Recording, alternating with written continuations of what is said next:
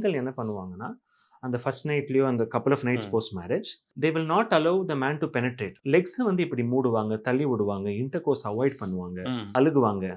அதே மாதிரி வேற ஸ்ட்ரேஞ்ச் பிஹேவியர்ஸ் இருக்கும். அவங்க என்ன பண்ணுவாங்கன்னா, நிறைய ஃபைட் பண்ணுவாங்க. ஓச்சு தள்ளிருவாங்க அந்த ஆம்பளைய. அந்த ஆம்பளைக்கு என்ன நடக்குதுன்னே அது புரியறதுக்கே 3 மாசம் ஆயிடும்.